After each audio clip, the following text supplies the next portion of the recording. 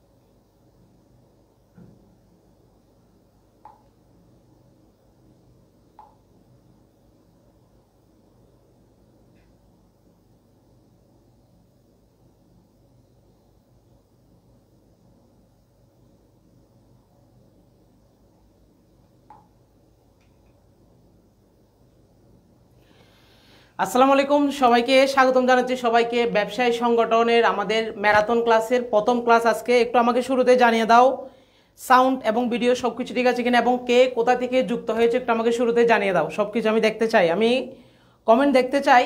আমাদের শিক্ষার্থীরা সকাল সকাল কে কোন জায়গা থেকে আমাদের সাথে ক্লাসে যুক্ত হয়েছে একটু দ্রুত কমেন্ট করে জানিয়ে দাও কে কোন জায়গা থেকে যুক্ত হয়েছে, এবং সাউন্ড ভিডিও এগুলো সম্পর্কে একটু জানিয়ে দাও। আমরা যেহেতু আমাদের রুটিন অনুযায়ী ক্লাসগুলো নিব, কারণ অর্থনীতি পরীক্ষার পর কিন্তু তুমি বন্ধ পাবা না।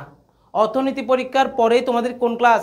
অর্থনীতি পরীক্ষার পরে তোমাদের ম্যানেজমেন্ট পরীক্ষা। অর্থাৎ আজকে তুমি অর্থনীতি পরীক্ষা দিয়ে আসছো, কালকে আবার ম্যানেজমেন্ট পরীক্ষা দিতে যেতে হবে। মাঝখানে কোনো বন্ধ নেই, শুধু পরীক্ষা দেওয়ার পর বিকাল এবং রাত সময় পাবা, এর বাইরে তুমি আর কোনো সময় পাবা না। ওকে, আমি দেখতে পাচ্ছি সাউন্ড এবং ভিডিও সব কিছু ঠিকঠাক রয়েছে, এবং কে কোথা থেকে যুক্ত হয়েছে একটু কমেন্ট করে জানিয়ে দাও। সো আমাদের প্ল্যান থাকবে হচ্ছে আমরা অর্থনীতির পাশাপাশি ব্যবসায় সংগঠনটাকে গুছিয়ে আনবো, যাতে অর্থনীতি পরীক্ষার পর রাতে আমরা অল্প সময় যতক্ষণ সময় পাই ততক্ষণের মধ্যে রিভিশন দিয়ে যাতে কভার করতে পারি। ঠিক আছে, এটা হচ্ছে আমাদের প্ল্যান। একটু জানিয়ে দাও কে কোথা থেকে যুক্ত হয়েছো, কে কোন জায়গা থেকে লাইভ ক্লাসে রয়েছো, এবং আজকে আমরা কি কি পড়বো। আজকে আমরা 3টে অধ্যায় পড়বো। আমাদের প্রথম পত্রের অধ্যায় 1, অধ্যায় 2 এবং অধ্যায় 3। এখন এই অধ্যায়গুলোকে আমি তোমাদের একদম ব্রিফলি সব কিছু পড়াবো না। এই অধ্যায় থেকে যেখান থেকে প্রশ্ন আসে মেইন পয়েন্টটা তোমাকে আমি ক্লিয়ার করে দিব। সেই মেইন পয়েন্টটা থেকে তোমরা কি করবা, আমার সাথে সৃজনশীলগুলো সলভ করতে পারবে। যে কোনো বোর্ডের সৃজনশীল, সেটা হোক Dhaka board, Chittagong board, Rajshahi board, Khulna, Dinajpur, যে কোনো বোর্ড হোক না কেন আমরা সলভ করতে পারবো। অর্থাৎ টপিক ওয়াইজ আমরা মেইন জিনিসটা ক্লিয়ার করলে তুমি দেখবা যে সৃজনশীলের গ এবং ঘ নাম্বার কি করতে পারবা, ইজিলি আনসার করতে পারবা। তাহলে একটু সবাই রেডি? আমরা শুরু করতে পারি আমাদের ক্লাস? একটু জানাও তো কমেন্ট করে স্যার আমরা রেডি কিনা। আমরা প্রথমে কোন অধ্যায় দিয়ে শুরু করব? প্রথম অধ্যায় ব্যবসায়ের মৌলিক ধারণা। প্রথম অধ্যায় থেকে তুমি 2টা সৃজনশীল পেতে পারো, একটা তো মাস্ট থাকবেই, আবার 2টাও সৃজনশীল আসতে পারে। তোমাকেই প্রথমে জানতে হবে প্রথম অধ্যায় থেকে প্রশ্ন কোথা থেকে আসে, অর্থাৎ কোন কোন জায়গা থেকে প্রশ্নগুলো মূলত এসে থাকে। প্রথমে আমি একটু তোমাদের জানিয়ে দিচ্ছি বেসিকটা, কোথা থেকে আমরা কি কি পড়ব। স্যার গ্রুপে ক্লাস লিঙ্ক দেওয়া হয় নাই। আচ্ছা, গ্রুপে ক্লাস লিঙ্ক দেওয়া হয় নাই, আমি গ্রুপে ক্লাস লিঙ্কটা দিয়ে দিচ্ছি। আর বাকি সব ঠিক আছে কিনা একটু জানাও তো, বাকি সব ঠিক আছে কিনা একটু জানিয়ে দাও। সাউন্ড ভিডিও, তাহলে আমরা আমাদের ক্লাসটা শুরু করতে পারবো।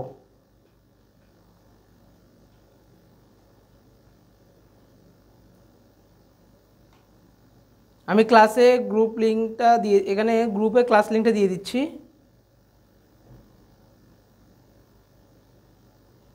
ওকে, দিয়ে দিলাম। এবং তোমরা একটু বন্ধুদের মেনশন করে দাও, একটু বন্ধুদের মেনশন করে দাও। আমি জানি অনেকেই স্যার কালকে তো আমাদের সব কিছু ঠিক আছে। ওয়ালাইকুম আসসালাম স্যার, আমাদের তো অর্থনীতি পরীক্ষা, অর্থনীতি পড়বো নাকি ব্যবস্থাপনা পড়বো? আমরা দুইটা কিভাবে একসাথে পড়বো? যেহেতু তোমাদের বন্ধ নাই, কোনো কিছু করার নাই, অর্থনীতির পাশাপাশি ব্যবসায় সংগঠনটা যদি তুমি আমার সাথে পড়ার আগে দেখবে যে তোমার পড়ার লোড একদম কমে গেছে। তুমি অর্থনীতি পরীক্ষার পরই আমি যা যা পড়াইছি ওগুলো রিভিশন দিলে দেখবা যে ওইখান থেকে আসছে, এর বাইরে তেমন কিছু নেই। আমি দেখতে পাচ্ছি তাবাসসুম জাহানকে, ওয়ালাইকুম আসসালাম। এমডি শাহিদুল ইসলাম বলছে জি স্যার সব কিছু ঠিক রয়েছে। তাহলে আমরা শুরু করি।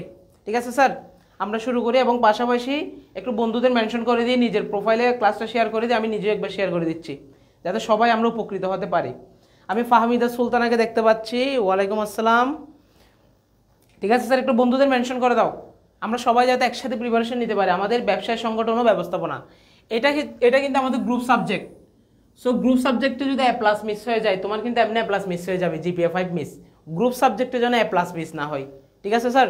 অর্থনীতি পড়বা, পাশাপাশি ব্যবসায় সংগঠনটা তোমাকে একদম সর্বোচ্চ প্রস্তুতি নিতে হবে। ওকে, শাহিদুল ইসলাম বন্ধুদের মেনশন করতেছে, থ্যাংক ইউ। এবার দেখো তাহলে আমরা একটু পড়ায় মনোযোগ দিই।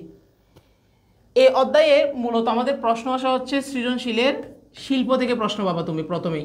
শিল্প তোমরা আমার সাথে সাথে চাইলে নোট করতে পারো খাতায়।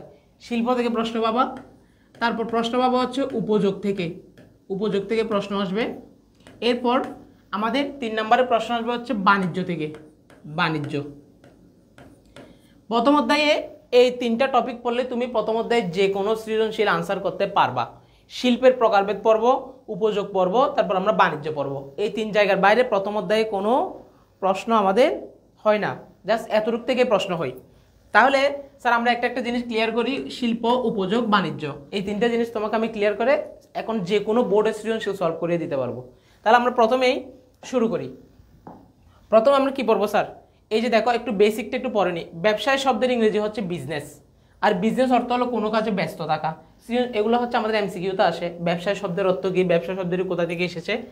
সাধারণত মুনাফা অর্জনের লক্ষ্যে উৎপাদন, বন্টন ও এর সহায়ক যাবতীয় বৈধ অর্থনৈতিক কাজকে ব্যবসায় বলে। তোমাকে যখন বলবে ব্যবসায় কাকে বলে, অবশ্যই বৈধ অর্থনৈতিক কাজ এটা উল্লেখ করবা, কারণ অবৈধ কোনো কিছুকে আমরা ব্যবসায় বলতে পারবো না। ব্যবসা হতে হবে অবশ্যই কি বৈধ। অনেকে আছে বৈধ কথাটা উল্লেখ করে না, যার কারণে সারা কিন্তু নাম্বার কম দেয়।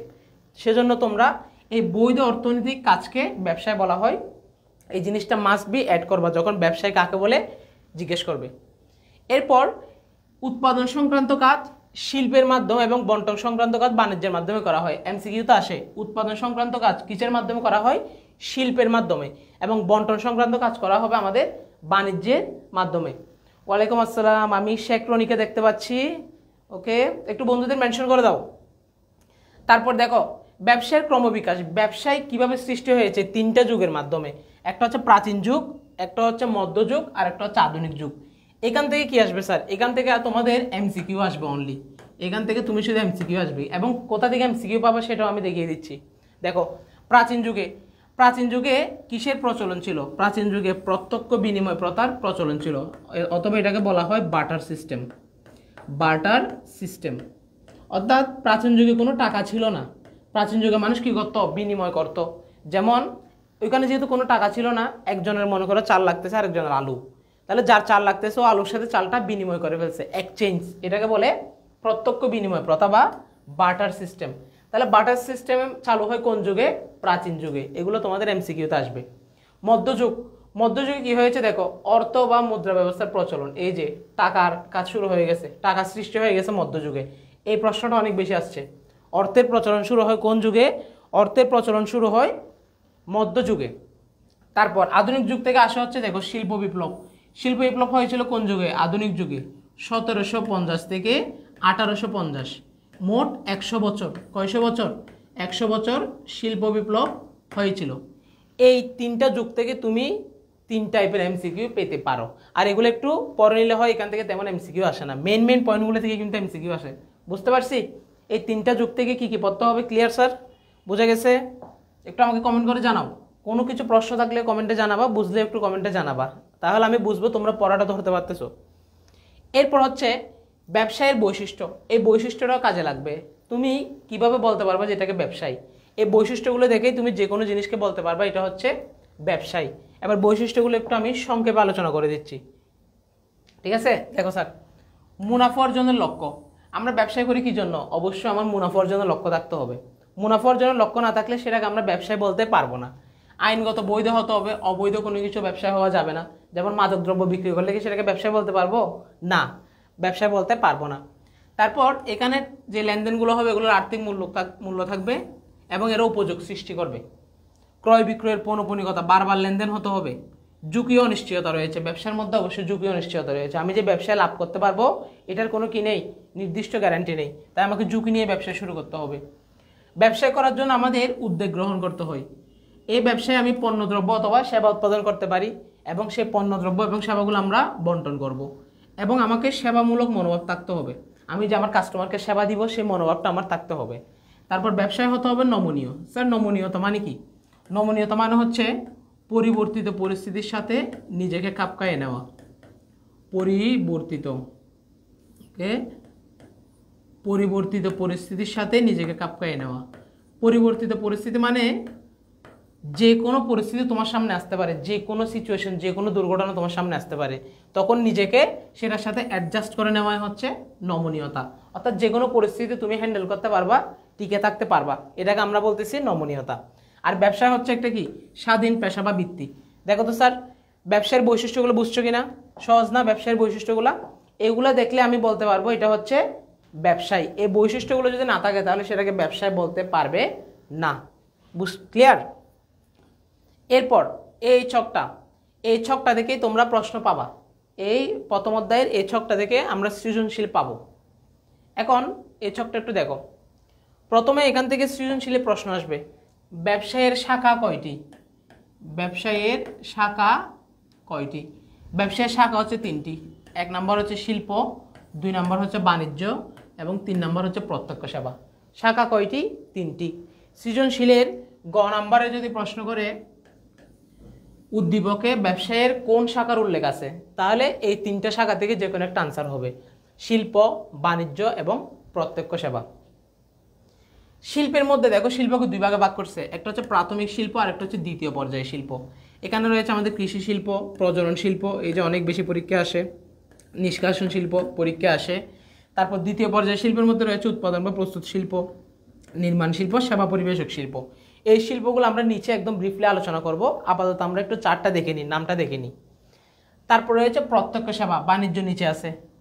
প্রত্যক্ষ সেবার মধ্যে রয়েছে দেখো যেখানে আমরা সেবা দিয়ে মুনাফা অর্জন করি, যেমন আইনবৃত্তি, ডাক্তার, প্রকৌশল কর্ম, হিসাব বৃত্তি যারা হিসাব নিকাশ করে, অ্যাকাউন্টেন্ট, কম্পিউটার ও ইন্টারনেট সেবা, বিক্রয় পরবর্তী সেবা, এগুলো হচ্ছে প্রত্যক্ষ সেবা।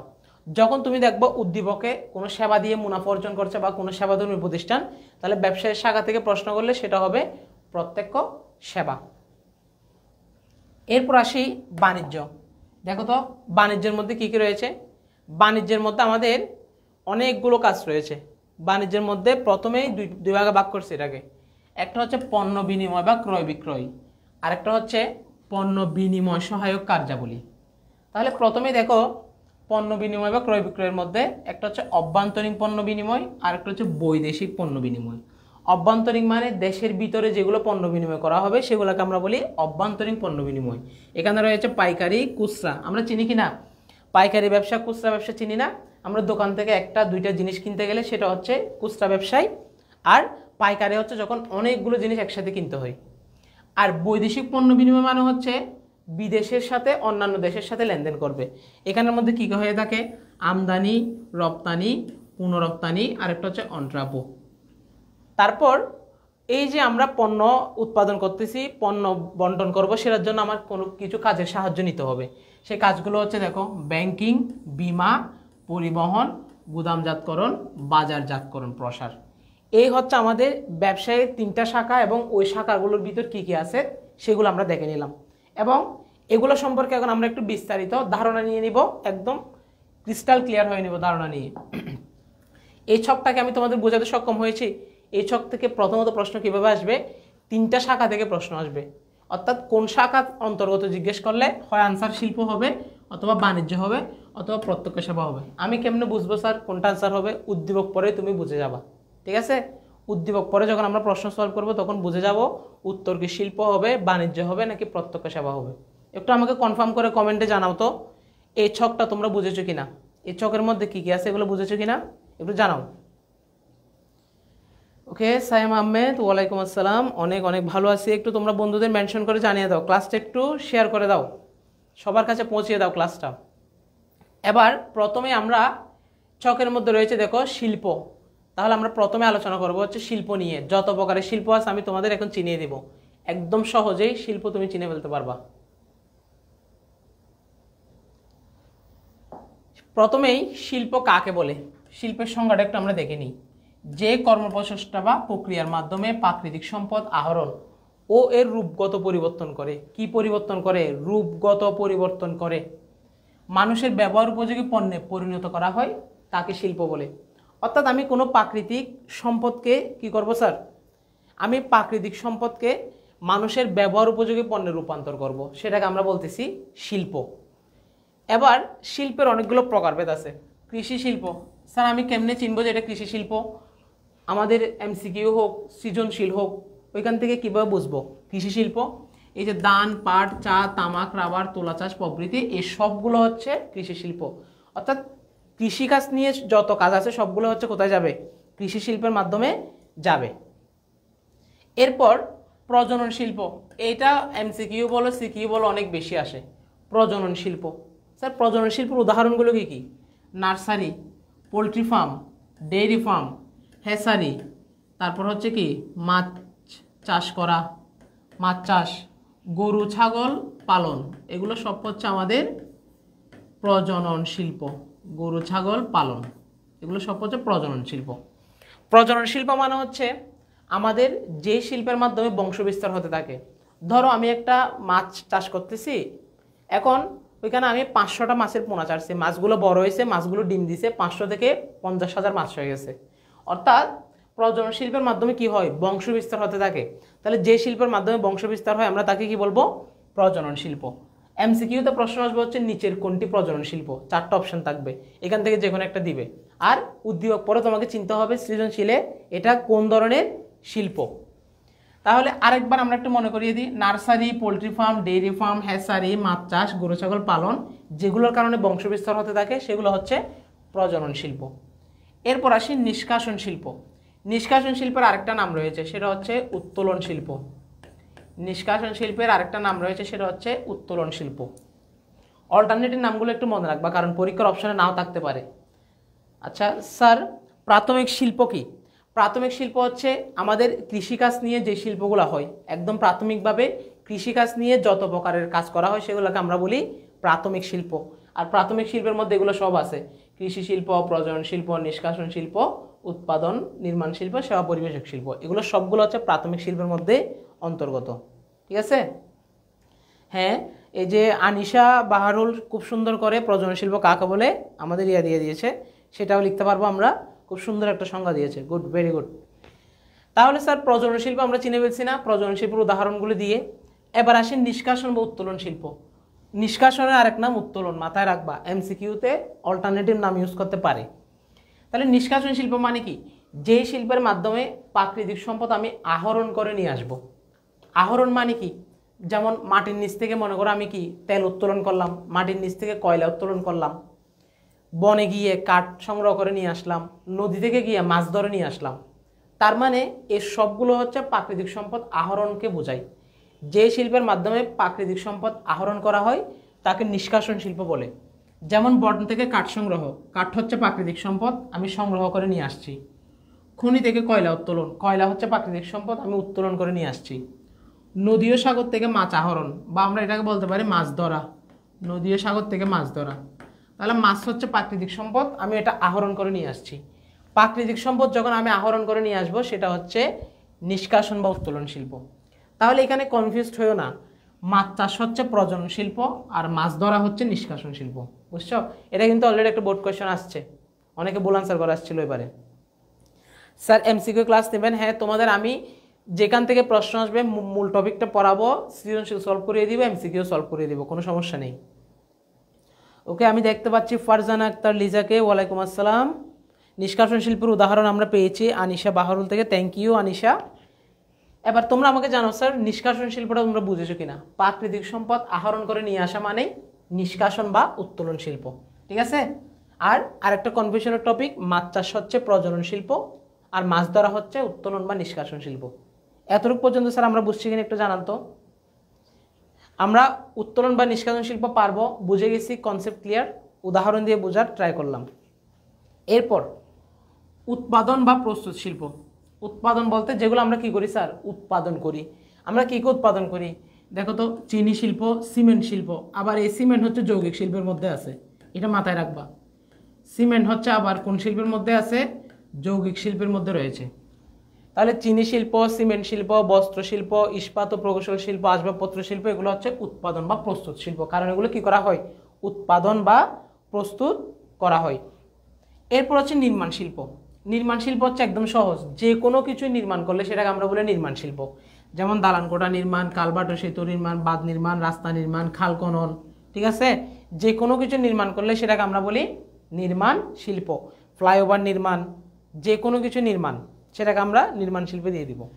সেবা পরিবেশক শিল্প, যেগুলো আমাদেরকে সেবা দেয়, যেমন গ্যাস, আমাদের বাসা বাড়িতে বিদ্যুৎ, পানি, এরপর আছে কি ইন্টারনেট, ঠিক আছে। ইন্টারনেট আমাদের আর কে কে সেবা দেয়, ডাক্তার সেবা দেয়, তারপর আমাদের কে কে সেবা দেয়, শিক্ষকরা সেবা দেয়, এগুলো সব হচ্ছে সেবা শিল্পের আওতাভুক্ত। তাহলে প্রাথমিক শিল্পের মধ্যে যা যা আছে এগুলো আমি তোমাদের ক্লিয়ার করলাম। এরপর আরও কিছু শিল্প আছে, আমরা কৃষি শিল্প, প্রজনন শিল্প, নিষ্কাশন শিল্প, উৎপাদন বা প্রস্তুত শিল্প, নির্মাণ শিল্প এবং সেবা পরিবেশক শিল্প পড়লাম। এখন যদি আমি বলি স্যার এখান থেকে সবচেয়ে বেশি প্রশ্ন কোথা থেকে আসে, এই যে প্রজনন আর নিষ্কাশন থেকে সবচেয়ে বেশি পাবা তুমি, ঠিক আছে। সবচেয়ে বেশি পাবা হচ্ছে প্রজনন এবং নিষ্কাশন থেকে। এবার এই শিল্পগুলো যদি ক্লিয়ার হয়ে যায়, আমরা আরও কিছু শিল্প আছে এগুলো ক্লিয়ার করে ফেলি, একদম শিল্প A to Z শেষ করে ফেলি। এই যে এবার আসি স্যার দ্বিতীয় পর্যায়ের শিল্প, ওইগুলো পড়ছিলাম হচ্ছে প্রথম পর্যায়ের শিল্প, আর এখন যা পড়বে সেগুলো হচ্ছে দ্বিতীয় পর্যায়ের শিল্প। দ্বিতীয় পর্যায়ের মধ্যে হচ্ছে উৎপাদন ও প্রস্তুত শিল্প, যেটা পড়ছিলাম ওর মধ্যেই এই সবগুলো আছে। প্রথমে আমরা পড়ব হচ্ছে সংযোজন শিল্প। সংযোজন শিল্প মানে কি স্যার? যে শিল্পের মাধ্যমে বিভিন্ন শিল্পের যন্ত্রপাতি বা যন্ত্রাংশ একত্রে একটা শিল্পে রূপান্তর করা হয়, সেটা হচ্ছে সংযোজন শিল্প। মোটর গাড়ি, একটা মোটর গাড়ির ভিতর কতগুলো যন্ত্র থাকে, ইঞ্জিন, পার্টস, অনেকগুলো জিনিস থাকে। লঞ্চ, স্টিমার, উড়োজাহাজ, সাইকেল, রেডিও, টেলিভিশন, মোবাইল, ঘড়ি, এই সবগুলো হচ্ছে সংযোজন শিল্প, যেখানে অনেকগুলো যন্ত্রপাতি একসাথে সংযোজন করে কি করা হয় স্যার, একটা শিল্পে তৈরি করা হয়, সেটা হচ্ছে সংযোজন শিল্প। এই যে যেমন স্মার্ট বোর্ড, স্মার্ট বোর্ডে কতগুলো আমাদের কি আছে, কতগুলো যন্ত্রাংশ আছে, এগুলাকে একত্র করে একটা বোর্ড বানানো হয়েছে, তার মানে এটাও সংযোজন শিল্প। এই যে হাতের ঘড়ি, এটাও সংযোজন শিল্প। যে মোবাইলে তুমি ক্লাস করতেছো, এটাও সংযোজন শিল্প, ঠিক আছে স্যার। হাসপাতাল, ক্লিনিক, পরিবহন ব্যবস্থা, ব্যাংক, বীমা প্রতিষ্ঠান, এগুলাকেও আমরা সেবা পরিবেশক শিল্প বলতে পারি। আচ্ছা, তাহলে সংযোজন শিল্প আমরা বুঝে গেলাম, অনেকগুলো যন্ত্রাংশ যখন একত্র করে একটা শিল্প তৈরি করা হয়। এরপর হচ্ছে বিশ্লেষণ শিল্প। বিশ্লেষণ শিল্পটা কি স্যার? যেখানে আমরা একটা পণ্য থেকে অনেকগুলো পণ্য বিশ্লেষণ করব। ধরো উদাহরণ দিচ্ছি, দেখো মাটির নিচ থেকে আমি তেল তুললাম, মাটির নিচ থেকে আমি তেল তুললাম। এখন যে তেলটা তুলেছি, তেল কিন্তু মাটির নিচ থেকে আমরা আলাদা আলাদা তেল পাই না, দুই এক রকমের তেল পাই। ধরো আমি এক রকমের তেল পেলাম, এখন এই তেলটা কিসের সেটা আমরা জানি না, সেটাকে বিশ্লেষণ করে অনেক প্রকারের তেলে রূপান্তর করে ফেলবো। এই তেল থেকে দেখো, এই তেল থেকে আমি আলাদা করে পেট্রোল বের করলাম, পেট্রোল। এরপর আমি ডিজেলে রূপান্তর করলাম, তেলগুলোকে আলাদা করতেছি, পেট্রোল, ডিজেল। এরপর হচ্ছে আমরা অকটেন নির্ণয় করলাম। তারপর সবার শেষ হচ্ছে সবচেয়ে হালকা হচ্ছে কেরোসিন। তারপর আমরা সবচেয়ে হালকা বা পাতলা তেলটাকে কেরোসিন হয়ে গেল। তার মানে আমি মাটির নিচ থেকে এক রকমের তেল পাইছি, কিন্তু এটাকে বিশ্লেষণ করতে করতে 3-4 টাইপের তেলে রূপান্তর করে ফেলছি, পেট্রোল, ডিজেল, অকটেন, কেরোসিন। তাহলে এটাকে বলা হচ্ছে বিশ্লেষণ শিল্প, যেখানে একটা পণ্য থেকে বিভিন্ন প্রকার বিশ্লেষণ করা হয়। পণ্য পাবো একটা, সেটাকে বিশ্লেষণ করে অনেক প্রকার পণ্যে রূপান্তর করে ফেলবো, সেটা হচ্ছে আমাদের বিশ্লেষণ শিল্প। উদাহরণ হচ্ছে এগুলো মাথায় রাখবা, কেরোসিন, ডিজেল, পেট্রোল, অকটেন, এইসবগুলো হচ্ছে বিশ্লেষণ শিল্পের উদাহরণ।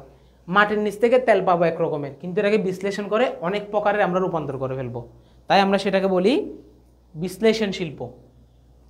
তারপর আসে যৌগিক শিল্প। যৌগিক শিল্প থেকে সবচেয়ে বেশি আসা হচ্ছে প্রশ্ন, এই যে সিমেন্ট তৈরি, তারপর হচ্ছে আমাদের সাবান তৈরি, এই যে সাবান তৈরি, এই দুইটা উদাহরণই সবচেয়ে বেশি আসছে এমসিকিউতে। নিচের কোনটি যৌগিক শিল্প? হয় সাবান না হয় সিমেন্ট, যে কোনো একটা দেখবো অপশানে থাকবে, ঠিক আছে। যৌগিক বা সংশ্লেষণ শিল্পের জাস্ট এতটুকুই মনে রাখো, আর কিছুই মনে রাখতে হবে না, সাবান এবং সিমেন্ট হচ্ছে যৌগিক শিল্পের। এরপর হচ্ছে প্রক্রিয়াজাতকরণ শিল্প। প্রক্রিয়াজাতকরণ শিল্প হচ্ছে যেখানে আমরা বিভিন্ন প্রক্রিয়ার মাধ্যমে একটা শিল্পের পণ্যগুলো তৈরি করি। বিভিন্ন প্রক্রিয়া মানে ধাপে ধাপে যেতে হয়। ধরো আমি যে শার্টটা পরে আছি, এই শার্টটা করার জন্য কতগুলো ধাপে ধাপে যেতে হয়েছে। প্রথমে তুলা, গাছ থেকে তুলা নিছে, তুলা থেকে সুতা করছে, সুতা থেকে কাপড়, কাপড় থেকে সাইজ থেকে বোতাম টোতাম লাগিয়ে অনেক কিছু কাজ করতে হয়েছে। তার মানে যে শিল্পের মাধ্যমে ধাপে ধাপে প্রক্রিয়ার মাধ্যমে যেতে হয় সেটা হচ্ছে প্রক্রিয়াজাত শিল্প। যেমন তুলা থেকে সুতা, সুতা থেকে কাপড়, কাপড় থেকে পোশাক, এভাবে পাট থেকে সুতলি, সুতলি থেকে চট, চট থেকে ব্যাগ বা বস্তা ইত্যাদি হচ্ছে প্রক্রিয়াজাতকরণ শিল্প। যেখানে কাজ করার জন্য তোমাকে বিভিন্ন প্রক্রিয়ার মাধ্যমে যেতে হবে সেটাই প্রক্রিয়াজাতকরণ শিল্প। ঠিক আছে স্যার? তাহলে প্রক্রিয়াজাতকরণ শিল্প মানে মনে রাখবো তুলা থেকে সুতা, সুতা থেকে কাপড়, ঠিক আছে? তারপর হচ্ছে পাট, পাট থেকে সুতলি, সুতলি মানে সুতা, সেই সুতা থেকে আবার চট তৈরি করে, চট থেকে বস্তা তৈরি করে, ওই যে চালের বস্তা দেখছো না, ওইগুলো পাট থেকে তৈরি করে। এটা হচ্ছে প্রক্রিয়াজাতকরণ শিল্প। তারপর হচ্ছে সমন্বিত বা সংযুক্ত শিল্প। এখানে শুধু একটাই আছে, সেটা হচ্ছে লৌহ ও ইস্পাত শিল্প, যেখানে একই শিল্পে লোহা ও ইস্পাত তৈরি করা হয়। আর নির্মাণ শিল্প আমরা অলরেডি পড়ছি, দালান কোঠা, ফ্লাইওভার, সেতু, বাঁধ, খাল খনন, রাস্তাঘাট ইত্যাদি। এই হচ্ছে শিল্পের ওভারঅল টপিক। ক্লিয়ার? তোমরা প্রত্যেকটা শিল্পের প্রকারভেদ বুঝেছো কিনা একটু আমাকে কমেন্ট করে জানাও। শিল্প শেষ, এতটুকু পড়লে আর পড়তে হবে না। আমরা যত প্রকার শিল্প আছে সবগুলো পড়ে ফেলছি, ঠিক আছে? উৎপাদন শিল্প, তারপর হচ্ছে আমাদের এই উৎপাদন বা প্রস্তুত শিল্প, প্রজনন শিল্প, নিষ্কাশন শিল্প, সেবা পরিবেশক শিল্প, নির্মাণ শিল্প, সংযোজন শিল্প, বিশ্লেষণ শিল্প, যৌগিক শিল্প, প্রক্রিয়াজাতকরণ শিল্প, সংযুক্ত শিল্প। শেষ, আমাদের শিল্পের টপিক শেষ। এতটুকু পড়লে তুমি শিল্প থেকে আনসার করতে পারবা। এবার স্যার একটু যদি দেখিয়ে দিতেন ভালো হতো শিল্প থেকে কিভাবে প্রশ্ন আসে। চলো তোমাদের একদম সাথে সাথে আমি কিছু প্রশ্ন সলভ করিয়ে দিই, যাতে তোমার কনফিডেন্সটা একটু বাড়ে। সাথে সাথে প্রশ্ন সলভ করলে কি হয়, তুমি একটু কনফিডেন্ট পাবা যে তুমি পারতেছো। আমি তোমাদের একদম শিল্প থেকে প্রশ্ন কিভাবে আসে সাথে সাথে সলভ করে দিচ্ছি। বোর্ড কোয়েশ্চন,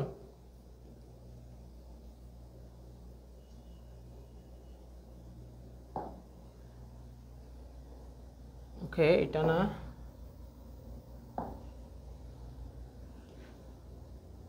ওকে। আমি প্রথমে শিল্পের প্রশ্নগুলো বের করি। বাণিজ্যের সাথে জড়িত ব্যবসার কোন শাখা উপযোগ? বাণিজ্যের শাখা থেকে প্রশ্ন আসছে। তারপর হচ্ছে এই যে 9 নাম্বারটা প্রশ্ন দেখো, ময়মনসিংহ বোর্ড 2023, 9 নাম্বারটা একটু খেয়াল করো। ময়মনসিংহ বোর্ড 2023, এই যে প্রশ্নটা দেখো, একটু খেয়াল করো। গ নাম্বারে কি জিজ্ঞেস করেছে, যে দেখো ক নাম্বার, জনাব হেলালের কাজটি কোন ধরনের শিল্পের অন্তর্গত? শিল্প থেকে আমাকে প্রশ্ন জিজ্ঞেস করেছে কোন ধরনের শিল্পে অন্তর্গত। আচ্ছা, তাহলে আমরা একটু উদ্দীপকটা পরে দেখি আনসার করতে পারি কিনা। জনাব হেলাল নিজস্ব গাড়িতে সরিষার তেল ভাঙিয়ে উৎপাদন করে হোম ডেলিভারির মাধ্যমে বিক্রয় করেন। তার কাছ থেকে পরিচিত সবাই তেল ক্রয় করে এবং মান ভালো হওয়ায় অন্যদেরকেও ক্রয় করতে বলেন। বর্তমানে তার পণ্যের চাহিদা বৃদ্ধি পাওয়ায় ব্যবসায়ী সম্প্রসারণ করা জরুরি হয়ে পড়েছে, কিন্তু পর্যাপ্ত অর্থের অভাবে তার পক্ষে ব্যবসায়ী বৃদ্ধি করা সম্ভব হচ্ছে না। এবার এখানে বলছে জনাব হেলালের কাজটি কোন শিল্পের অন্তর্গত, দেখি তোমরা পারো কিনা। উনি কি করে স্যার, নিজস্ব গাড়িতে সরিষা ভাঙিয়ে তেল উৎপাদন করে হোম ডেলিভারি করে বিক্রি করে। এবার তোমরা বলো এটা কোন শিল্পের মধ্যে পড়বে? এবার তোমরা আমাকে জানাও স্যার এটা কোন শিল্পের মধ্যে পড়বে। দ্রুত দ্রুত সবার আগে আনসার করতে হবে, আনসারটা কোন শিল্পে যাচ্ছে।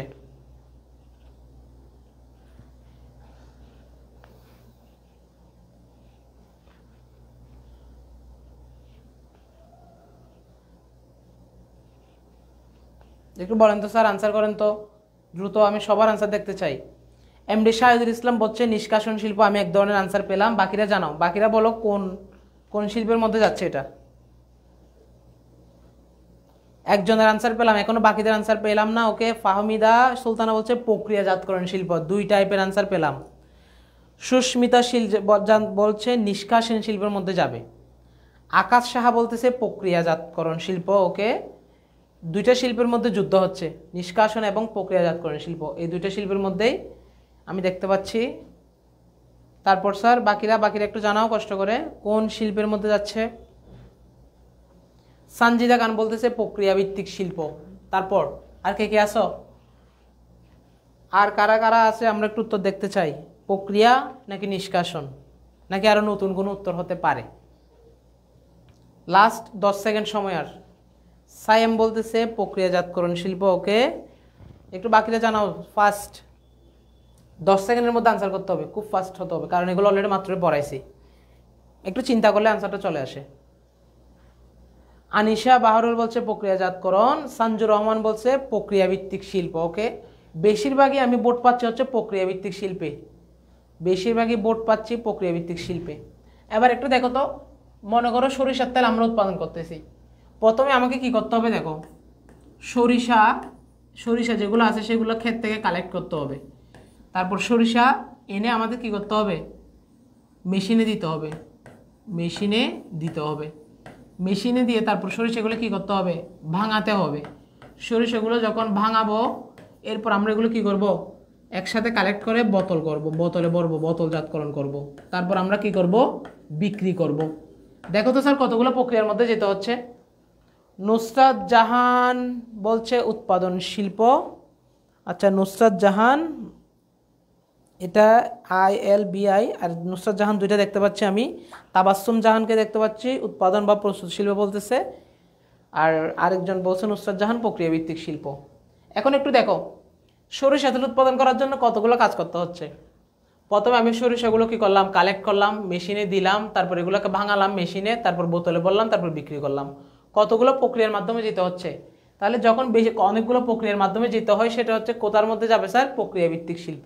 আর এটা তো উৎপাদন শিল্পের মধ্যে আছে প্রক্রিয়াভিত্তিক। আনসার কি উৎপাদন শিল্প হবে না, আনসার হবে হচ্ছে প্রক্রিয়াভিত্তিক শিল্প। প্রক্রিয়াভিত্তিক শিল্প কার ভিতর আছে, এই যে উৎপাদন শিল্পের বিতরিত আছে।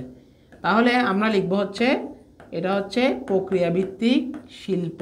আনসার হচ্ছে প্রক্রিয়াভিত্তিক শিল্প। ভেরি গুড, বেশিরভাগই আনসার সঠিক দিয়েছ। আর প্রক্রিয়াভিত্তিক শিল্প কার ভিতরে আছে, উৎপাদন শিল্প। তাহলে আমরা উৎপাদন শিল্প না লিখে ট্রাই করব প্রক্রিয়াভিত্তিক শিল্প লেখার জন্য। ঠিক আছে, জনাব হেলালের কাজটি প্রক্রিয়াভিত্তিক শিল্পের অন্তর্গত। ভেরি গুড, মোটামুটি অনেকের আনসার সঠিক হয়েছে। তাহলে শিল্প থেকে কীভাবে প্রশ্ন আছে আশা করি আমরা বুঝে গেলাম শিল্প টপিকটা। এরপর আমরা স্যার লাস্ট আরেকটা সলভ করবো। লাস্ট এটা হচ্ছে রাজশাহী বোর্ড 2023। এটা 10 সেকেন্ডের ভিতরে আনসার করতে হবে তোমাদের প্রশ্ন পড়ার। গ নাম্বার দেখো, উদ্দীপক বর্ণিত মিস্টার রহমান কোন ধরনের উৎপাদন শিল্পের সাথে জড়িত, বলে দিছে কোন ধরনের উৎপাদন শিল্প। তার মানে উৎপাদন শিল্পের ভিতর 4-5টা আছে। ঠিক আছে, কি কি আছে স্যার, আমাদের উৎপাদন শিল্পের মধ্যে রয়েছে হচ্ছে আমাদের বিশ্লেষণ শিল্প, যৌগিক শিল্প, সংযোজন শিল্প, সংযুক্ত শিল্প, এগুলো হচ্ছে উৎপাদন শিল্পের মধ্যে রয়েছে। তাহলে ওইখান থেকে যে কোনো একটা আনসার হবে। মিস্টার রহমান একটি তেল কারখানার মালিক। স্থানীয় কৃষকদের নিকট থেকে তিনি বাছাইকৃত সরিষা সংগ্রহ করেন এবং তা থেকে তেল তৈরি করেন। তিনি প্রস্তুতকৃত তেল স্থানীয় ভোক্তা ও খুচরা ব্যবসায়ীদের নিকট বিক্রয় করেন। বাজার অন্যান্য তেলের চেয়ে মিস্টার রহমানের তেল উৎকৃষ্ট, কিন্তু স্থানীয়ভাবে উৎপাদিত হওয়ায় তার ক্রেতার সংখ্যা সীমিত। তাই তিনি চান তার তেলের গুণাগুণ ও মান সম্পর্কিত সব তথ্য ক্রেতা ও ভোক্তার মাঝে ছড়িয়ে পড়ুক। এটা কোথা থেকে আসছে, রাজশাহী বোর্ড 2023। এবং কোন ধরনের উৎপাদন শিল্প জিজ্ঞেস করছে, আবার এখানে তেলের কথা বলছে। দেখে আনসার করো দ্রুত, ফার্স্ট। এবার কার আগে ক্যান্সার করতে পারে দেখি। রাজশাহী বোর্ডের গ নাম্বারের আনসার কোন ধরনের উৎপাদন শিল্প, উৎপাদন শিল্পের ভিতর থেকে আনসারগুলো হবে। ওকে, আমি এখনো কমেন্ট দেখতে পাচ্ছি না, এখনো কারো আনসার দেখতে পাচ্ছি না।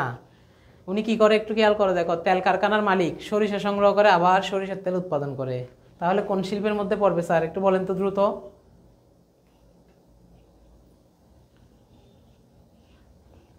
সবাই টাইপিং করতেছে, একটু টাইপ দ্রুত করতে হবে। এর মধ্যে আমি ক্লাসটা আরেকবার শেয়ার করে দিই। ওকে, আকাশ সাহা বলছেন নিষ্কাশন শিল্প, বাকিরা জানাও দ্রুত। আকাশ বলতেছে নিষ্কাশন শিল্প।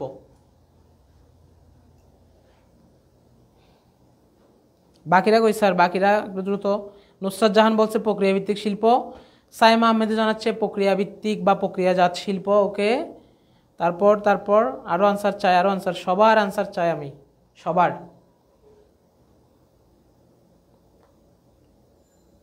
এরপর ফাহমিদা সুলতানা প্রক্রিয়াজাতকরণ। ওকে, তোমাদের রিমন স্যার চলে আসছে, প্রক্রিয়াভিত্তিক শিল্প। রিমন স্যারের উত্তর মনে হয় সঠিক হচ্ছে। তাহলে স্যার দেখো এখানে আবার কি তৈরি করতেছে, সরিষা বাছাই করে আবার সরিষার তেল তৈরি করতেছে। কিছুক্ষণ আগে দেখলাম না আমরা তেল, সরিষার তেল, কতগুলো প্রক্রিয়ার মাধ্যমে সরিষার তেল তৈরি করতে হয়। কৃষক থেকে সংগ্রহ করবে, সেটা মেশিনে দিবে, ভাঙাবে, তেলগুলো কালেক্ট করবে, বোতলে ভরবে, তারপর বাজারজাতকরণ করবে। অনেকগুলো প্রক্রিয়ার মাধ্যমে ধাপে ধাপে ধাপে ধাপে যেতে হয়। তার মানে এটা রাইট আনসার হচ্ছে প্রক্রিয়াভিত্তিক শিল্প। এটা কোন ভিত্তিক শিল্প, প্রক্রিয়াভিত্তিক শিল্প। আর তাছাড়া আরেকটা শর্টকাট আছে, সরিষার তেল, সয়াবিন তেল, যে তেল বলুক না কেন সেটা হচ্ছে প্রক্রিয়াভিত্তিক শিল্প, কারণ অনেকগুলো প্রক্রিয়ার মাধ্যমে যেতে হয়। ওকে, সুস্মিতা শীল প্রক্রিয়াভিত্তিক, ভেরি গুড।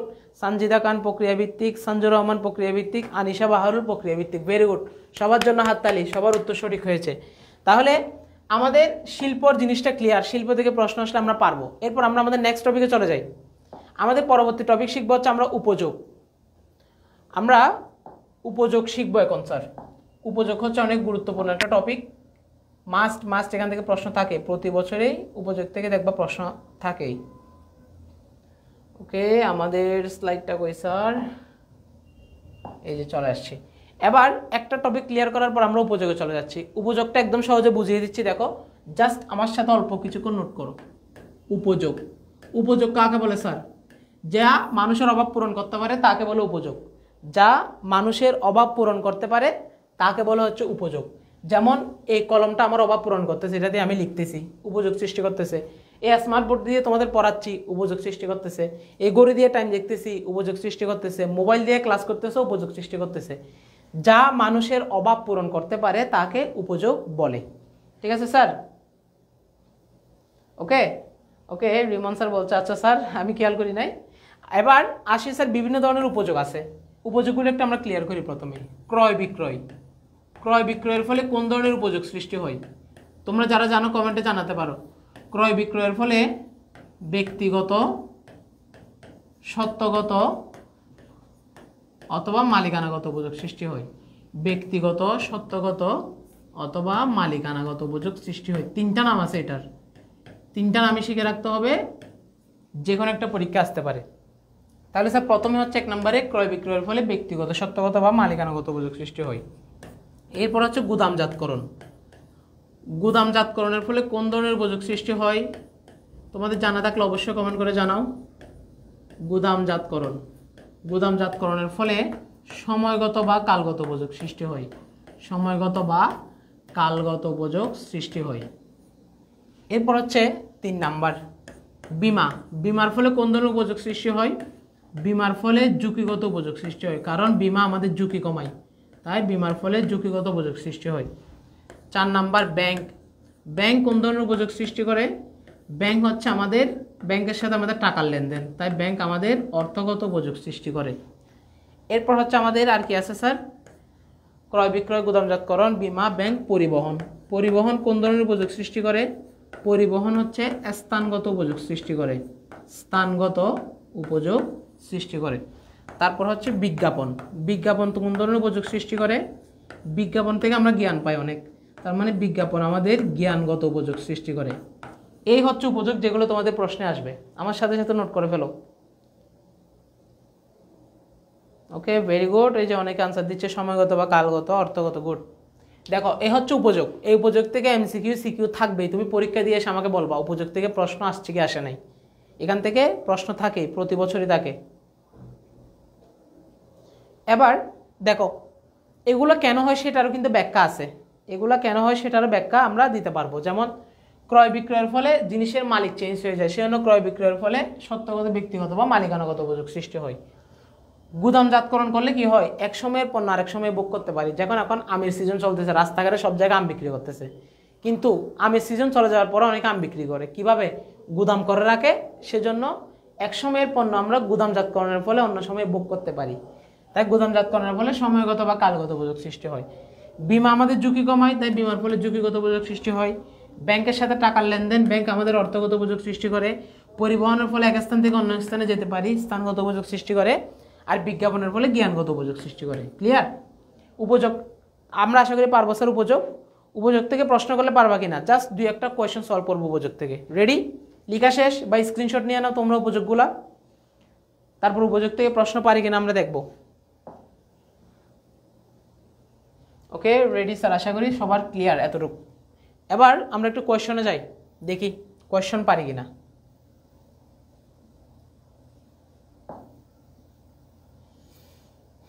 ওকে, এখানে মেবি আমাদের আছে সিকিউগুলো, এখান থেকে সলভ করি। অল সিকিউ, হ্যাঁ এখানে আছে। এই যে বোর্ড কোয়েশ্চেনগুলো এখানে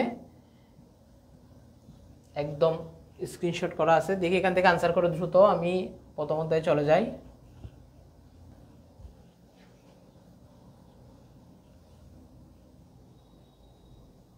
উপযোগ, উপযোগ, উপযোগ। উই আর লুকিং ফর উপযোগ। হোয়ার ইজ উপযোগ? উপযোগ উপযোগ উপযোগ স্যার ব্যবসায়িক শাখা থেকে আসছে, বন্টনকারী শাখা। এই যে কোন ধরনের বাধা দূর করে, এই যে দেখো 7 নাম্বারটা, 7 নাম্বার প্রশ্নটা আসছে হচ্ছে উপযোগ থেকে। এটা হচ্ছে ঢাকা বোর্ড 2019, ঢাকা বোর্ড 2019। গ নাম্বারে দেখো, জেলা প্রশাসক মহোদয় গৃহীত পদক্ষেপ ব্যবসায়ের কোন বাধা দূর করে। ব্যবসায়ের কোন বাধা দূর করে মানে প্রশ্নটা আসছে উপযোগ থেকে, কোন ধরনের উপযোগ সৃষ্টি করে। দেখি তোমরা আনসার করো, উদ্দীপক পরে আনসার করো, কোন ধরনের উপযোগ সৃষ্টি করে। বরিশালের আর্থিকভাবে অসচ্ছল ব্যবসায় সহায়ক কার্যাবলীর সুবিধাবঞ্চিত মাছ ব্যবসায়ীদের বর্তমানে ব্যস্ত সময় যাচ্ছে, কারণ নদীগুলোতে প্রচুর ইলিশ মাছ ধরা পড়েছে। দেশীয় বিদেশি বাজারে এই মাছের ব্যাপক সুনাম আছে। শুধু স্থানীয় বাজারে ব্যাপক মাছ বিক্রি করলেও তাদের মুনাফার পরিমাণ খুব সামান্য হচ্ছে। এই অবস্থার উন্নয়নের জন্য তাৎক্ষণিক উপায় হিসেবে জেলা প্রশাসক মহোদয় কোল্ড স্টোরেজ শুধু মাছ ব্যবসায়ীদের ব্যবহারের অনুমতি দেন, কিন্তু এরপরও মাছ ব্যবসায়ীরা কাঙ্ক্ষিত মুনাফা লাভ করতে পারেনি। জেলা প্রশাসক মহোদয়ের গৃহীত পদক্ষেপ কোন বাধা দূরীকরণে। তাহলে জেলা প্রশাসক কি করছে, জেলা প্রশাসক কোল্ড স্টোরেজ দিছে, মাছ রাখার জন্য ফ্রিজের সুবিধা করে দিছে, যাতে মাছ রাখতে পারে, মাছগুলো পরবর্তীতে বিক্রি করতে পারে। এটার ফলে কোন ধরনের উপযোগ সৃষ্টি হয়েছে বলো। ফার্স্ট ওকে, গুদামজাতকরণ। আকাশ সাহা বলতেছে গুদামজাতকরণের ফলে কোন ধরনের উপযোগ সৃষ্টি হয়, আনসার হচ্ছে ওইটাই, গুদামজাতকরণের ফলে সময়গত বা কালগত উপযোগ সৃষ্টি হয়, এটাই লিখতে হবে। ঠিক আছে, বাকিরা করো। ওকে, এমডি শাহিদুল ইসলাম বলছে গুদামজাতকরণ, সঞ্জিতা সময়গত, একই কথা, ভেরি গুড। ফাহমিদা হোসেনের সময়গত, ভেরি গুড। এই যে কোল্ড স্টোরেজ মানে গুদাম করার সুযোগ দিছে, গুদামজাতকরণের ফলে সময়গত উপযোগ সৃষ্টি হয়, ভেরি গুড, তোমরা তো পারো। আনিশা বলছে গুদামজাতকরণ, সঞ্জুর রহমান বলছে গুদামজাতকরণ, ইয়েস। শাহিদুল ইসলাম কালগত বা সময়গত, ভেরি গুড। আবার তোমাদের জন্য হাততালি। উপযোগ থেকে প্রশ্ন আসলে তোমরা পারবা। তোমাদের রিমন স্যারের সঠিক উত্তর দিয়ে দিয়েছে, সময়গত উপযোগ সৃষ্টি করে স্যার। ঠিক আছে, ভেরি গুড। উপযোগ থেকে আসলে আমরা পারবো। Last one sir, last one, 8 number, উপযোগের লাস্ট কোয়েশ্চন। যে সবার আগে আনসার করতে পারবে সে হচ্ছে উইনার এই ক্লাসের। গ নাম্বারে দেখো, জুনায়েদকে ব্যবসায়িক কাজ বাণিজ্যের কোন শাখার, আচ্ছা এটা তো ব্যবসায়িক শাখা থেকে, আচ্ছা এটা পারবি না দেখি, বাণিজ্যের কোন শাখার অন্তর্গত, দেখি এটা পারবি না, এটা শাখা থেকে আসছে প্রশ্নটা, এটা আমরা সলভ করি। বাণিজ্যের শাখা, দেখি জুনায়েদ একজন ব্যবসায়ী, তিনি মিয়ানমার থেকে চাল আমদানির পর প্রক্রিয়াজাত করে শ্রীলঙ্কার বিভিন্ন প্রতিষ্ঠানের কাছে বিক্রি করেন। গত বছর তিনি যে চাল আমদানি করেছেন তা কয়েক মাস পর বিক্রি করলে অনেক বেশি লাভ পেতেন, কিন্তু আমদানিকৃত চাল সংরক্ষণের পর্যাপ্ত জায়গা না থাকা আগেভাগেই বিক্রি করে দিতে হয়। এবার বলছে ব্যবসায়ের কোন শাখার অন্তর্গত, দেখে পারে কিনা। ব্যবসায়ের শাখাগুলো মনে আছে কিনা তোমাদের? ব্যবসায়ের শাখা কি আমাদের? একটা হচ্ছে অভ্যন্তরীণ বাণিজ্য, আর একটা হচ্ছে বৈদেশিক বাণিজ্য, রপ্তানি, পুনরপ্তানি, আমদানি, অন্ট্রাপদ। দেখি এগুলো থেকে আনসার কি হবে, তোমরা পারো কিনা দেখি। ব্যবসায়িক কাজ বাণিজ্যের কোন শাখার অন্তর্ভুক্ত? উনি করছে কি দেখো, মিয়ানমার থেকে চাল আমদানির পর প্রক্রিয়াজাত করে শ্রীলঙ্কার কাছে বিক্রি করে। ওকে, এবার এটা বলো কোন শাখায় যাচ্ছে এবং কাজটা কি? বৈদেশিক বাণিজ্য। বৈদেশিক বাণিজ্যের মধ্যে কোনটা হবে স্পেসিফিকলি বলো। বৈদেশিক বাণিজ্য রাইট আনসার। বৈদেশিক বাণিজ্যের মধ্যে কোনটা যাবে, আমদানি, রপ্তানি নাকি পুনরপ্তানি? দেখি এটা পারো কিনা বলো। ওকে, ফাহিম রানা আকাশ বলছে সেবাগত। না স্যার, সেবাগত না, বাণিজ্য থেকে আনসার করতে হবে। পুনরপ্তানি শাহিদুল ইসলাম বলছে।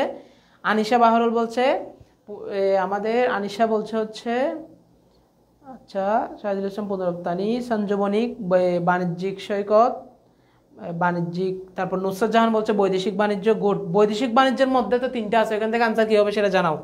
বৈদেশিক বাণিজ্য রাইট আনসার, বৈদেশিক বাণিজ্য হচ্ছে রাইট আনসার। বৈদেশিক বাণিজ্যের মধ্যে কি বলা যাবে এটাকে বলো। বৈদেশিক বাণিজ্যের মধ্যে এটাকে আনসার কি বলা যাবে? Very good. সুস্মিতাশীল বলছে পুনরপ্তানি, তাবাসসুম বলছে পুনরপ্তানি, সঞ্জয় রহমান পুনরপ্তানি, নুসরাত জাহান পুনরপ্তানি। ইয়েস, এটাকে আমরা বলতে পারবো পুনরপ্তানি।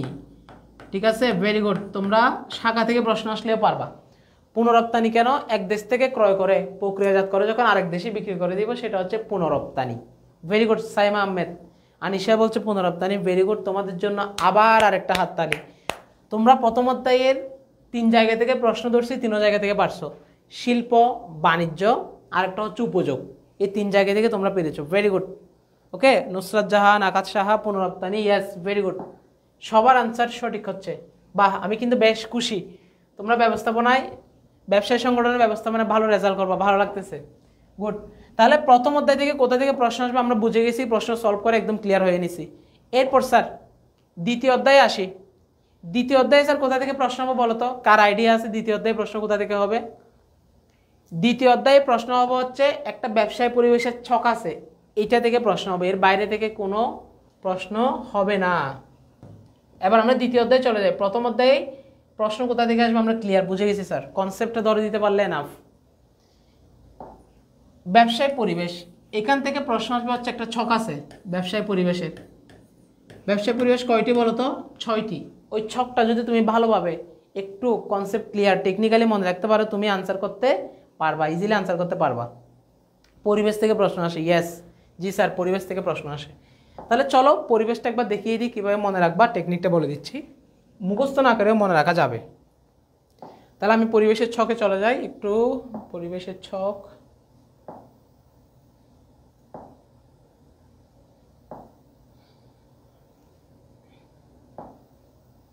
ওকে পরিবেশের ছকটা একটু খুঁজি এখানে।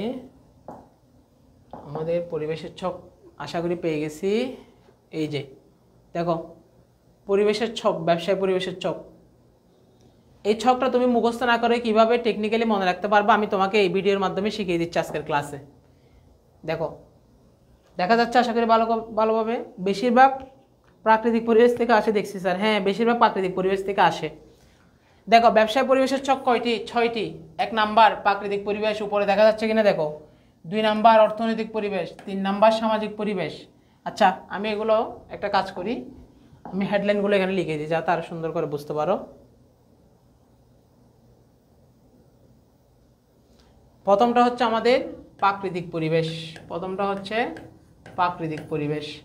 এরপর দ্বিতীয়টা হচ্ছে আমাদের সামাজিক পরিবেশ, দ্বিতীয়টা হচ্ছে দ্বিতীয়টা হচ্ছে অর্থনৈতিক পরিবেশ, অর্থনৈতিক পরিবেশ। তৃতীয়টা হচ্ছে আমাদের সামাজিক পরিবেশ, সামাজিক পরিবেশ। আমি এগুলো লিখতে লিখতে তোমরা একটু কষ্ট করে ক্লাসটা আরেকবার শেয়ার করে দাও, বন্ধুদের মেনশন করে দাও। এরপর এটা হচ্ছে আমাদের রাজনৈতিক পরিবেশ, রাজনৈতিক পরিবেশ। তারপর এটা হচ্ছে প্রযুক্তিগত পরিবেশ, প্রযুক্তিগত পরিবেশ। টোটাল পরিবেশ হচ্ছে 6টা। আর এটা হচ্ছে আমাদের আইনগত পরিবেশ। এবার তুমি আমার সাথে পরে দেখো কত টেকনিকে তুমি ইজিলি মনে রাখতে পারবা পরিবেশগুলো। প্রথমটা দেখো প্রাকৃতিক পরিবেশ, ঠিক আছে স্যার? প্রাকৃতিক পরিবেশের উপাদানগুলোর দিকে যদি একটু তাকাই, ভূপ্রকৃতি, জলবায়ু, নদ নদী, প্রাকৃতিক সম্পদ, পাহাড় পর্বত, নদী, সাগর, এগুলো হচ্ছে প্রাকৃতিক পরিবেশ। প্রাকৃতিক পরিবেশ মানে প্রাকৃতিক উপাদান যেগুলো মানুষ সৃষ্টি করতে পারে না, স্বয়ং আল্লাহর সৃষ্টি, উপরওয়ালার সৃষ্টি, সেটা হচ্ছে প্রাকৃতিক পরিবেশ। তাহলে প্রাকৃতিক পরিবেশগুলো দেখে বোঝা যাচ্ছে এগুলো সব প্রাকৃতিক সম্পদ। গেল প্রাকৃতিক পরিবেশটি ইজি একদম। অর্থনৈতিক পরিবেশ, অর্থনৈতিক পরিবেশের 95% উপাদান কার সাথে সম্পর্কিত? অর্থের সাথে, টাকার সাথে সম্পর্কিত। যেমন দেখো সঞ্চয়, বিনিয়োগ, আমরা কি সঞ্চয় করি? টাকা। কি বিনিয়োগ করি? টাকা। মূলধন হিসেবে টাকা দিই। ব্যাংক রেট, ব্যাংক মানে কি? টাকার সাথে সম্পর্কিত। অর্থ, ঋণ ব্যবস্থা, এখানে তো বলে দিছে অর্থ। অর্থনৈতিক বিভিন্ন প্রতিষ্ঠান, শ্রম, মানব সম্পদ, জনসম্পদ, এগুলো একটা এক্সেপশনাল, ঠিক আছে? এগুলো অর্থের সাথে না, 95% অর্থের সাথে সম্পর্কিত, আর বাকি 5% একটু ব্যতিক্রম, যেমন মানব সম্পদ, জনসম্পদ। জাতীয় আয় ব্যয়, দেখো আয় ব্যয়ের কথা বলছে, তার মানে টাকার সাথে সম্পর্কিত। মাথাপিছু আয়, ইনকাম, টাকা। প্রাথমিক শিল্প, গৌণ শিল্প, পরিবহন, এগুলো বাইরে। আর বাজেট এবং মূল্যস্তর হচ্ছে টাকা। তার মানে অর্থনৈতিক পরিবেশে 95% অর্থের সাথে সম্পর্কিত, টাকার সাথে সম্পর্কিত, আর বাকি 5% একটু বাইরে মনে রাখতে হবে। আমি যখনই দেখব কোনো কিছু টাকার সাথে সম্পর্কিত, টাকার সাথে রিলেটেড, চোখ বন্ধ করে সেটা হচ্ছে অর্থনৈতিক পরিবেশ। মুখস্থ না করে তুমি এভাবে মনে রাখতে পারবা। এরপর দেখো সামাজিক পরিবেশ, আমাদের সমাজে মানুষ যেগুলো নিয়ে বেশি কথা বলে, সমাজের মানুষের যেগুলো নিয়ে বেশি কথা হয় সেগুলো হচ্ছে সামাজিক পরিবেশ। যেমন জনসংখ্যা, জাতি, মানুষের পেশা, ধর্মীয় বিশ্বাস, শিক্ষা, সংস্কৃতি, তারপর সামাজিক প্রতিষ্ঠান, বক্তাদের আচরণ, ঐতিহ্য, সুনাম। দেখো আমাদের আশেপাশে যারা আছে ওরা সবসময় কি ধর্ম, বর্ণ, শিক্ষা, তারপর ঐতিহ্য, অনুষ্ঠান, বিভিন্ন সামাজিক রীতিনীতি নিয়ে অল টাইম কথা বলতে থাকে, যেগুলো আমাদের সমাজে সচরাচর হয়ে থাকে, সেটা হচ্ছে সামাজিক পরিবেশ। যেই কথাগুলো আমাদের সমাজে সবসময় মানুষের মুখে মুখে আমরা শুনি, যেগুলো আমাদের সমাজে দেখি, সেগুলো হচ্ছে সামাজিক পরিবেশ। তারপর আছে রাজনৈতিক। রাজনৈতিক পরিবেশের মধ্যে একজন থাকবে, সেটা হচ্ছে কি সরকার। আর এখানে সবগুলো রাজনৈতিক কথাবার্তা। যেমন দেখো সরকার ও সরকারি নীতিমালা, সরকার যেখানে, রাজনৈতিক পরিবেশ সেখানে। রাজনৈতিক দল ও প্রতিষ্ঠান সমূহ, যেমন আওয়ামী লীগ, বিএনপি, এনসিপি, জামাত, ঠিক আছে? এগুলো সব রাজনৈতিক দল। এগুলো কার ভিতরে আছে? রাজনৈতিক পরিবেশের ভিতর। আইন শৃঙ্খলা পরিস্থিতি, আইন শৃঙ্খলা মানে পুলিশ, র্যাব, বিডিআর, বিজিবি, ওদের কন্ট্রোল করে কে? সরকার। দেশের সার্বভৌমত্ব, হরতাল, ধর্মঘট, এগুলো কারা করে? সরকারের লোকজনই করে হরতাল, ধর্মঘট, ঠিক আছে। তারপর জনগণের রাজনৈতিক চিন্তা ভাবনা, আন্তর্জাতিক সম্পর্ক, একটা দেশের সাথে আরেকটা দেশ সম্পর্ক করে, এখানে ভিতরে সরকার আছে। তার মানে রাজনীতি নিয়ে যেসব কথা, সরকার যেখানে থাকবে সেটাই হচ্ছে রাজনৈতিক পরিবেশ। আমি মুখস্থ না করে এভাবে মনে রাখতে পারি, আমি মুখস্থ করি না এগুলা। ভাই কোন অধ্যায় থেকে কয়টা শিখে আসবে আমি বলে দিব, ঠিক আছে। আজকে তো আমরা মাত্র 3টা অধ্যায় পড়বো, এগুলো বলে দিব। তাহলে রাজনৈতিক পরিবেশ গেল, যেখানে সরকার থাকবে, রাজনীতি থাকবে, আইন শৃঙ্খলা বাহিনী থাকবে, পুলিশ, র্যাব, বিডিআর, হরতাল, ধর্মঘট, সবগুলো রাজনৈতিক কথাবার্তা, তারপরে এটা রাজনৈতিক পরিবেশ।